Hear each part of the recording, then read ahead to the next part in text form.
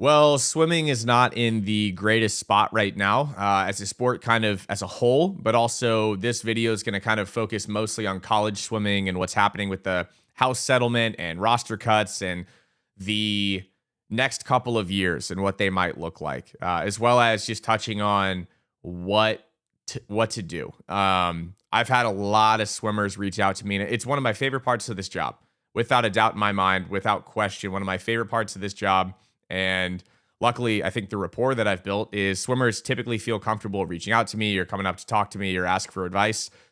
It's funny being in this position now and having some advice to give. It's disappointing how much advice I'm having to give out, especially right now. Typically, it's at least like a 50-50, like positive outreach and like seeking advice outreach. And recently, it's swung way towards like, what on earth do I do? Do you have any sort of, I don't know, advice to give me?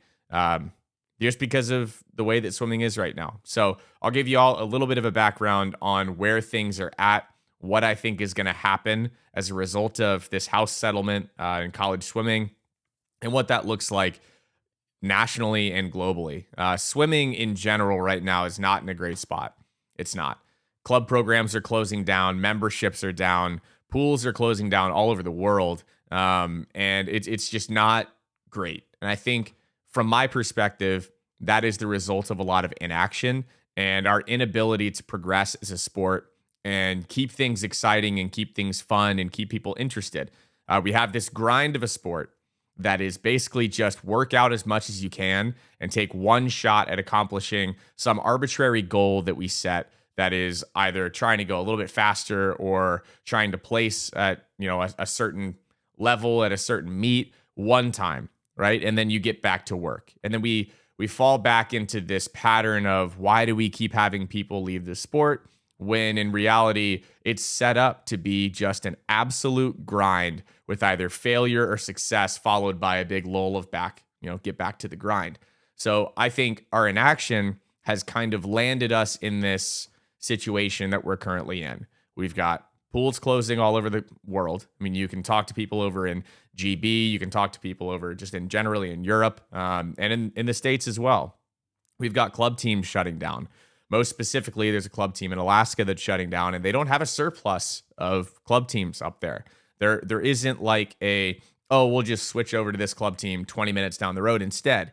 It's like that could be it for swimming for a large population of people that I think, hopefully deserve the chance to swim.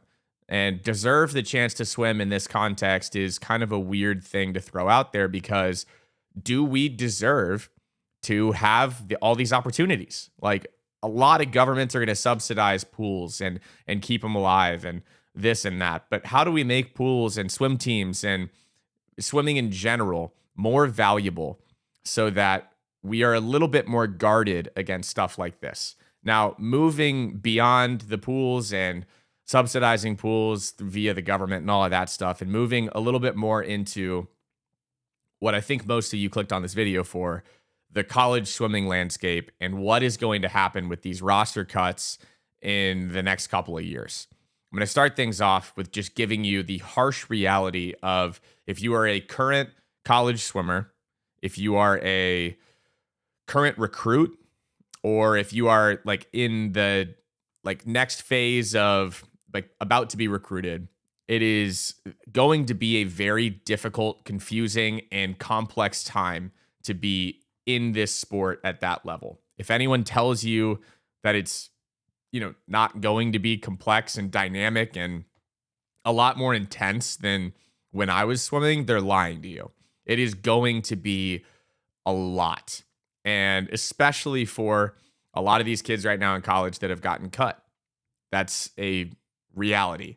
A lot of kids in college are getting cut off the team that they developed a deep bond with. And I know there are some kids watching this video right now that have just gone through a cut and are kind of wondering, like, what on earth do I do?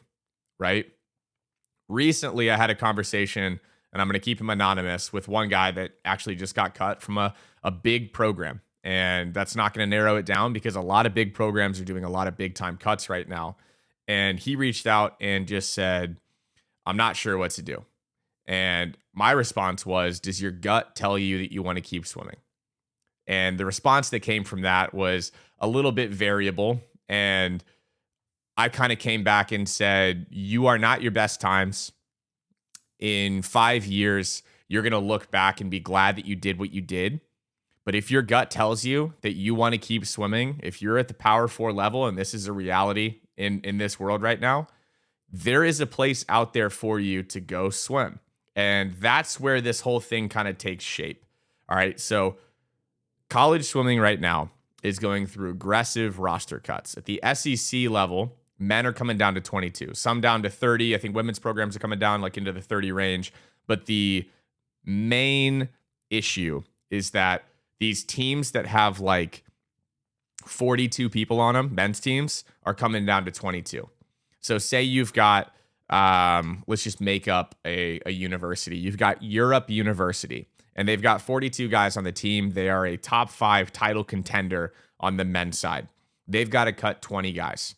So they cut 20 really good swimmers that have value to other programs. Maybe they can sneak off and go to another top 5 contender that's a high risk situation after getting cut from one, moving laterally into another one. If you really want to prioritize, like, I want to swim, I would recommend stepping down and just, saying, hey, I want to do this. I want to swim. I want 1 more year. I want 2 more years. I want 3 more years. Reestablish yourself in a situation where you're going to have value and you know that you're not going to go through a second round of cuts. Okay. One of the toughest situations in this whole thing is the kids getting recruited right now. I had a couple kids reach out to me and say, hey, Kyle, I just had my 3rd offer pulled. So I had an offer to a university and they just took it away. I had another one, they took it away. I had another one, they took it away. What do I do? I said, go find a school where you are going to be absolutely valuable, and do not try to move laterally and cross your fingers and hope that the same thing doesn't happen again, because you're probably 1 cut away from just saying, whatever, like, this might not be for me. Okay.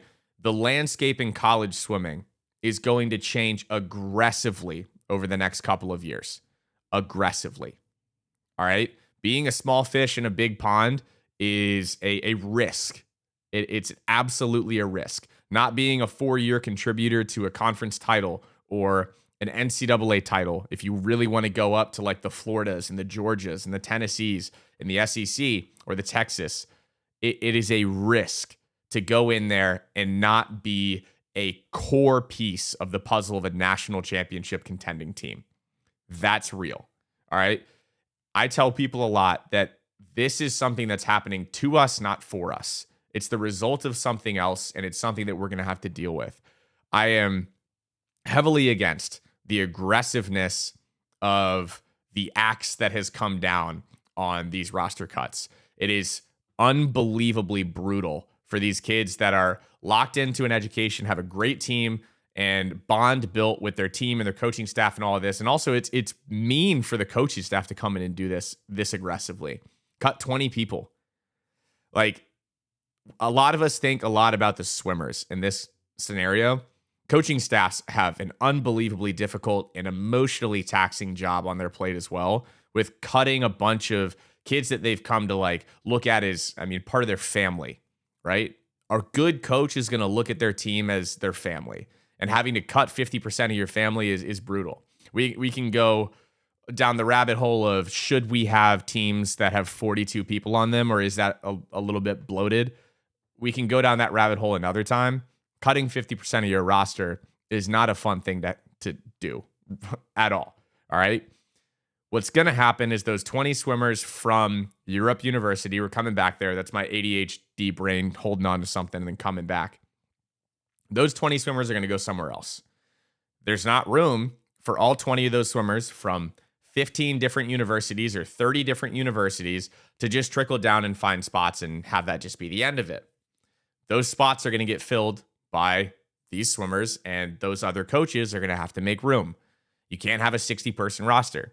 I know some of these mid-major coaches and some of these D3 and D2 schools are really excited about the fact that they're going to have a little bit more I guess, like of a chance to really secure some top tier talent that wants to come down and just swim in a spot where they know that they're going to be safe and be able to swim 4 years, have a good time, and swim fast. They're going to be able to. But there's going to be a serious trickle down. There are going to be less opportunities to swim in college. And the result of that is going to be less people kind of having that carrot to chase and say, there's an opportunity for me to swim in college. I'm going to go get it. It's not good for the sport. I really don't think so. So there's two sides to this situation. One, it's not good for the sport that there's less opportunities. Two, what have we done to be able to fight back? What value have we created to be able to kind of stake our claim to we should have the ability to have 40 people on a roster? We have the ability to sit at a table with, an SEC commissioner or an AD and say, this is the reason why we should be allowed to have 40 people, other than because we want to or because it's how we've kind of done it before, right? And that kind of ties this whole thing together back into we've been so inactive in trying to progress this sport, create events, create value, whatever that value might be. Some people hear value come out of my mouth and they decide that I'm saying we need to make profit. I don't see swimming and diving being a profit-driven industry, like maybe ever. But generating revenue and generating attendance and generating some kind of value and maximizing the value that we currently bring to an athletic director or a university or something like that is not a bad thing.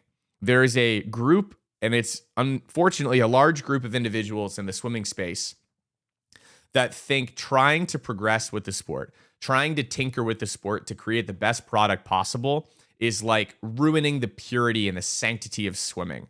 Those people, as far as I'm concerned, can get as far away from this sport as possible because we're moving into a new world where NCAA and college swimming needs to adapt and fit this mold that kind of really like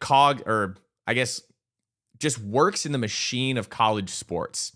Create value, just become a little bit more sturdy in your position. And I mean, it just comes back down to creating value. I'm trying to figure out how to explain it any differently, but it's not that complex. The problem is not that complex. Getting a little bit frustrated at this point. But what I will say to people that are trying to figure out if they want to keep swimming or if they want to go to another university or if they want to just call it quits. I didn't swim my last year in college. I have one more year of eligibility left. I joke about it all the time. My only goal in college was to go sub 350 in the 400 IM. I wanted to go sub 350 more than anything. And you might be pulling up my SwimCloud page right now. You might have already been there before and know that I did not go sub 350 in the 400 IM.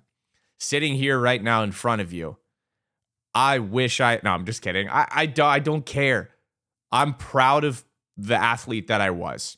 Could I have been better? Absolutely. 100% I could have been better. I made 1,000 mistakes. I probably could have been a 345 400 IMer if I just got out of my own way. I don't regret the fact that I didn't swim one extra year and try to go 349. And I think the reason for that is because I get to stay connected in this sport now. I didn't have a perfect comeback to the sport. I went into a Gold's Gym pool a couple years later and thought that I was just going to pop in and, be able to just swim again and have it just be perfect and natural. I did a 25, hated it so much that I got out on the other end of the pool and then walked back because I didn't want to swim another length of the pool. That's how bad my relationship was with swimming.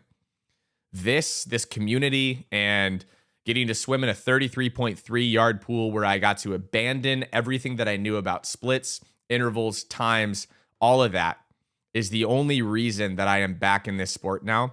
But give it time. Don't expect yourself to know exactly how to just jump in a pool and swim and have fun with it. And just stay involved in the sport. It's fun to be good at something. Let yourself be good at something. Be the fastest one in the public pool. Be the fastest one in the gym pool. And be proud of yourself because you worked really hard to get really good at something. And it's okay to be proud of yourself for being good at something. College sports, college swimming, going through a ton of change. Swimming in a undeniably strange spot and it's going to hurt for a lot of people. If you have any questions or if this video spoke to you and on any specific point, I know it's kind of a ramble. I just wanted to get all this out of my head because I talk to a ton of athletes and a lot right now that are going through a tough time. Send me a DM. I'll try to respond to as many as I can. But best thing we can do for the sport right now is keep supporting it. Watch swimming, talk about swimming, go to an event, go watch swimming, and stay connected with your college team or your club team as you go throughout your life. Because we need more fans in this sport. It's becoming more fun to be a fan, and hopefully it'll just keep becoming more and more fun. Goodbye.